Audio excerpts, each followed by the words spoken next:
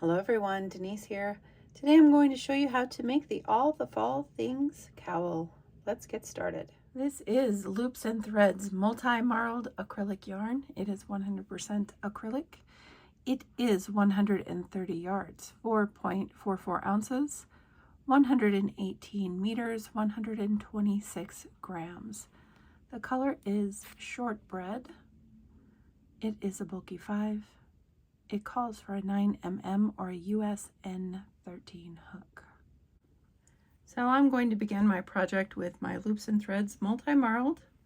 You can use whatever yarn and whatever hook that you would like. I'm going to start with a slip knot and chain multiples of 3 plus 2. I'm going to probably do what I did with my other cowl and make it gator type style just around your head to fit nicely around your neck. So I'm probably going to do 34, I believe, for that. So I'll probably do the same for this. So 1, 2, 3, 4, 6, 7, 8, 9, 10, 11, 12, 13, 14, 15, 16, 17, 18, 19, 20, 21, 22, 23, 24, 25, 26, 27, 28, 29, 30. So that would be a multiple of 3. I'm going to go 3 more. That would be 33. 33 is a multiple of 3 for sure. And that would get around your head very nicely. I'll measure it real quick so that you know the length of my chain.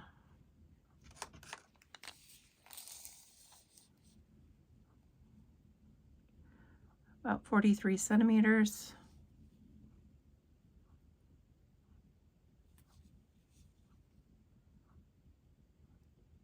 (17 inches) in length right now. So then we need to chain 2.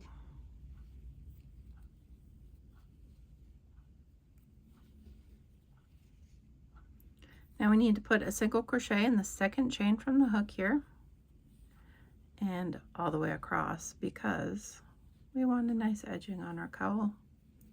Nice and simple, one that will not detract from our beautiful textured stitches.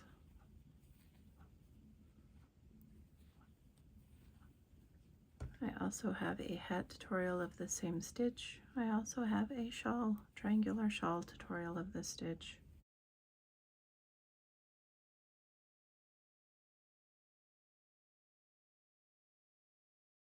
So at the end of the row, chain 1 and turn your work.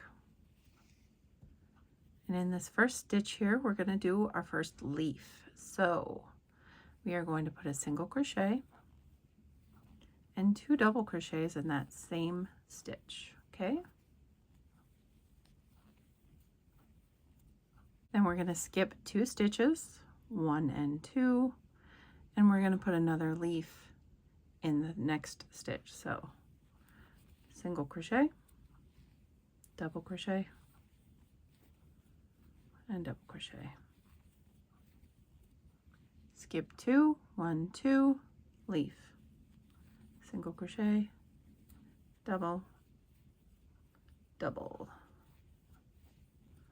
Skip 2 in the next stitch, single crochet, double crochet, double crochet.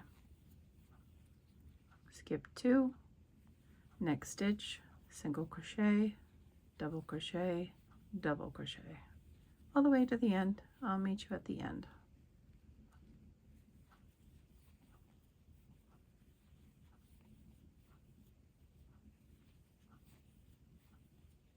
In the last stitch, when you get to the end, put a single crochet. Chain 1, turn your work. Very beautiful first row. Now going back, we are going to start on this side and we're going to put a leaf in that first space here again. So single crochet, double crochet, double crochet. And you find your next single crochet. And remember, when we worked our first row, Our singles were on this side. Now when we work into those stitches, they're not going to be the first one we see, they're going to be the third one we see. So looking at your work here, your first one you did here. Now you will put a leaf in every single crochet that you see, and that is not this, like you would normally think it was that, but it is this stitch right here, okay?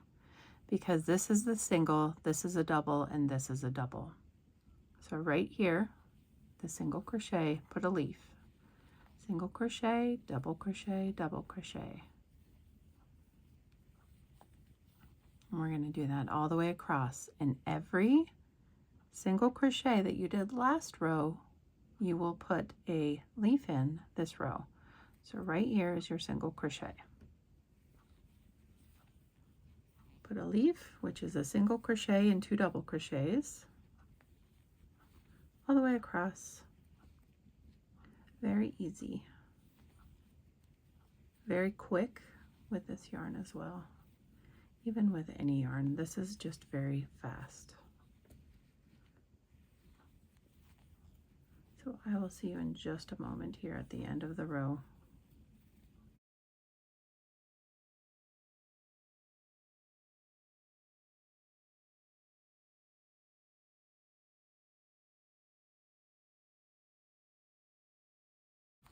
When you get to the end of your row here, put a single crochet in that last stitch.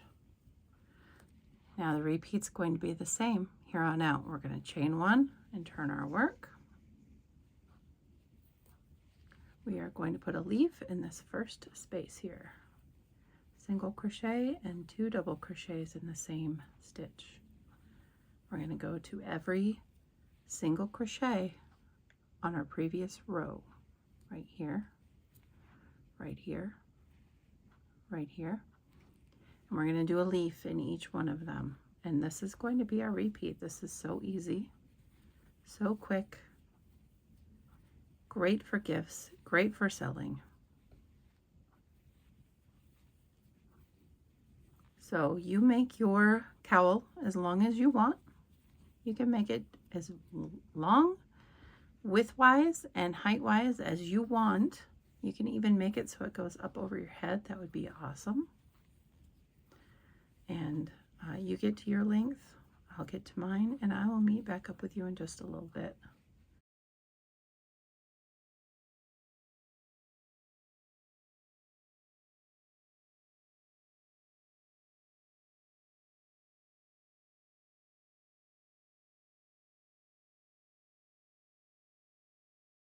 Okay, so I have mine about 7 inches in height. There we go.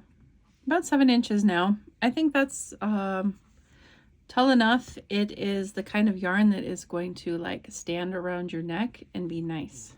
It's not going to fall and buckle, so it will keep you nice and toasty warm.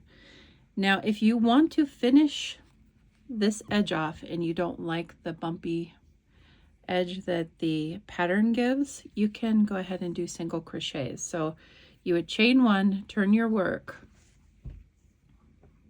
and then you would put a single crochet in every stitch. So you would do it in this first one, and then in every double crochet and every single crochet across the entire row. And then you would have a single crochet edging on both ends, because we started with a single crochet edging. I, however, am not going to do that because I like the scallop of my cowl. So I'm not going to do that, but I'll show you the section that I am doing here so that you can see what that looks like versus not doing it. So you have top and bottom there. See how they're both squared off. And if you don't, then it has this nice little scallop, which I personally like. I like both, actually. So what you would do if either or, whichever way you want to do it, once you get your cowl done, you would put your ends together And it does not matter which ends you put together because this is completely reversible. Good on both sides. So you would need to weave this end in, of course, because that's where we started. And then you can either crochet them together, which will leave a ridge unless you slip stitch, or you can seam them together, like sewing seam them. So crocheting them together, you would take what you have right here, slip stitch into your corner stitch on the other side. You can either slip stitch like this, very loosely, because if you slip stitch tightly, it's going to end up all bunched and look terrible. So you would want to do it very loosely. So you'd pull some yarn out, go into your next stitch like this, go into the other side like this, pull through loosely, and slip stitch like that all the way down. If you want to do single crochet style, you would start the same way and put it in the corner, pull up a loop, and then you would single crochet them together. Also do that loosely, because if you don't, again, bunching. And you would just put your hook in wherever it went in, matching on both sides so that you're going down evenly on your cowl.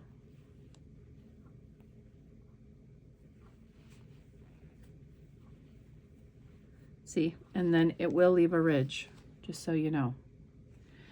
I'm going to just sew mine because I feel like that is the easiest and it will look the best. So I'm going to cut a length of yarn longer than the cowl, so I'm going to double that.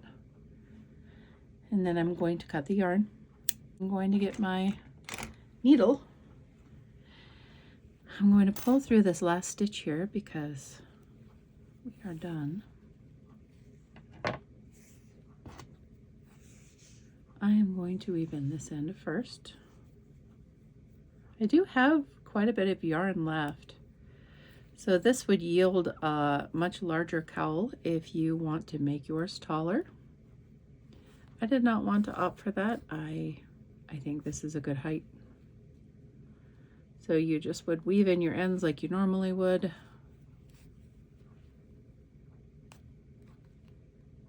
And then the end we are going to sew it together with.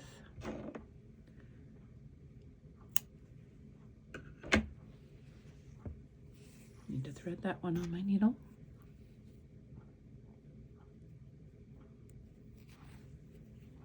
Like I said, it's reversible, so it doesn't matter what sides you're putting together, starting at the corner. So what I do when I seam together and I don't want it to be noticeable is I don't take 2 loops. I take 1 from each side. So I'm over here, I would go on the same side, right next to where I'm at, and then I would come over here. I would just take 1 loop from over here, go on this side again, and then go on this side. I would just repeat that all the way down. There is no science to it. It's just a matter of weaving in and out of both sides. And that way is the least identifiable as far as a seam, at least in my opinion.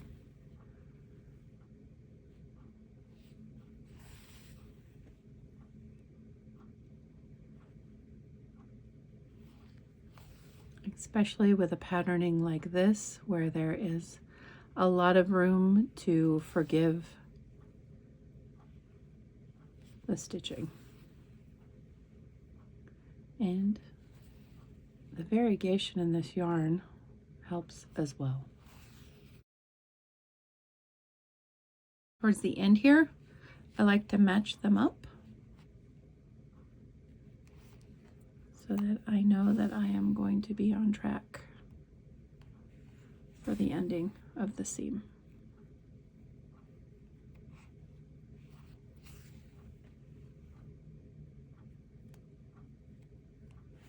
And then I would just weave in my end as usual.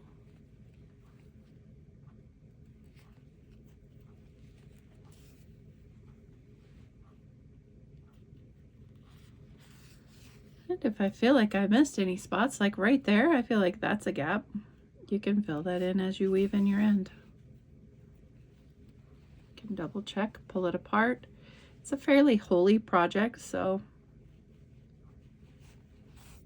unless you have major gaps, I would just leave it as is. And so in your end, snip it off and we'll take a look at it. So even not turning it the other way, that doesn't look bad at all. No. But you can also turn it this way and hide that seam a little more. This yarn is so pretty and it is so soft. So make use of those one ball projects, guys. You can sell these and gift them, and it is a fast project. You don't have to worry about spending so much time on something. This is how much yarn I have left. A good portion. So I will grab the hat, give you a look at both. All finished. Hat and cowl set, one ball each, very easy to do, very giftable, very sellable. So keep these in mind for when you're doing both or one or the other. Thank you so much for watching, everyone. I appreciate you. Until next time, guys. Bye.